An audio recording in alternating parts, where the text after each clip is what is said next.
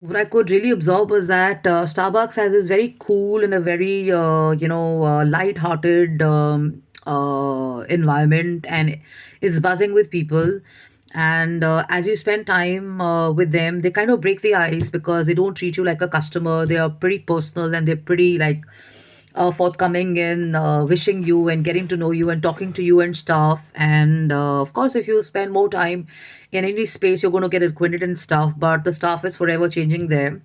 And what is noticeable is that you have the manager who comes in, and the manager also sits around with the team, and they have their motivating sessions happening there. They have their business talks happening there. They're taking feedback from their customers every now and then.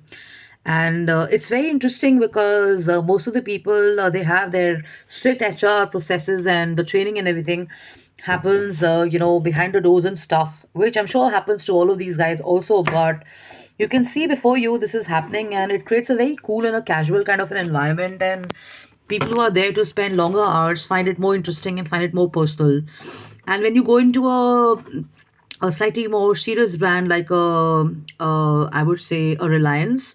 You go into a Reliance, you find a complete contrast because people are trained to be strictly just doing their job, and they are not going to talk to you anything personal. They're just going to stick to their point of views of prices and recommending you which is better and what is not that great and stuff, and only about the promotions and stuff like that.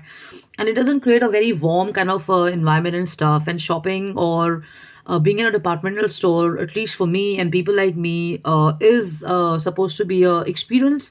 It's supposed to be service driven. It's supposed to be a people friendly or a you know refreshing kind of an experience, or rejuvenating experience. So you don't find that. So this was a difference between the store of a Reliance, which is of course a mart in a way or departmental store, and that's a coffee shop. But if you go to the retail section of Reliance Mart, you find the same spillover.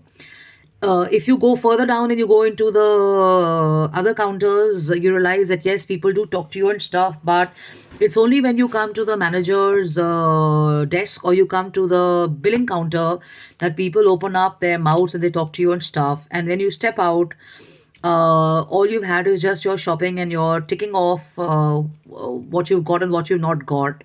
And as you go through a different, if you go through a different store like Vero Moda, or if you go to, let's say, a Marks and Spencer, or if you go to, let's say, the food court, you find the energy is extremely buzzing and stuff like that. And people are in your face having a conversation with you. And people from probably the food court are much friendlier, of course, because they're exposed to.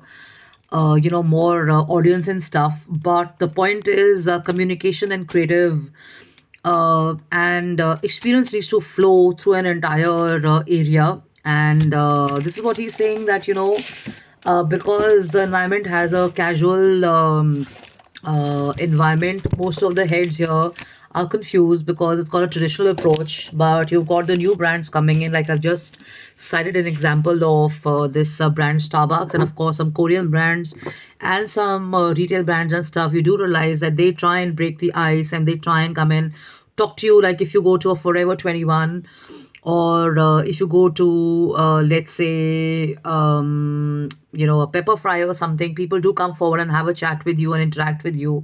So this is the driving point, that the best business change that anybody can think of in a situation where they're wanting to do away with hierarchy, or they're wanting to do away with the disparity of leaders and subordinates, then there has to be a complete flow of communication happening. And the bosses have to be warm, and they have to be approachable. People should be comfortable coming and having a chat with you. If you're going to have a cold personality, or if you're going to have a temper, or if you're going to be like a rude person, or if you're going to be someone who's driving away people, then God bless you, man. That's not how the world works. And from my experience of so many years, I know for sure that people remember how you've treated them. I've given you an example so many years. My first design agency, which I had when I was 24, I still remember the guy I hired, and when he was asked to leave because he was shutting down, because I'd found a job, and I was doing it with the whole idea and stuff, and I wanted to kind of get back to the real corporate world and learn more. and grow my career. I still remember what you'd said, So people remember how you treat them, people remember how you talk to them. So please mark my words with the golden ink that today, after 30 years, you will remember what I'm saying if you heard me very carefully and nicely. And I know for sure that people who are wanting to go fast forward in their careers or in their lives, please try and be nice to people. Please be warm to people. Please get down to their level and have a chat with them because they all come from different experiences. Everybody is looking to have a great time. Everybody is looking to have a great experience. Everybody is looking to have a great day. And if you can really make a difference in somebody's life by being nice to them, they'll be remembering you at the back of your heart and sending you blessings. I know for sure.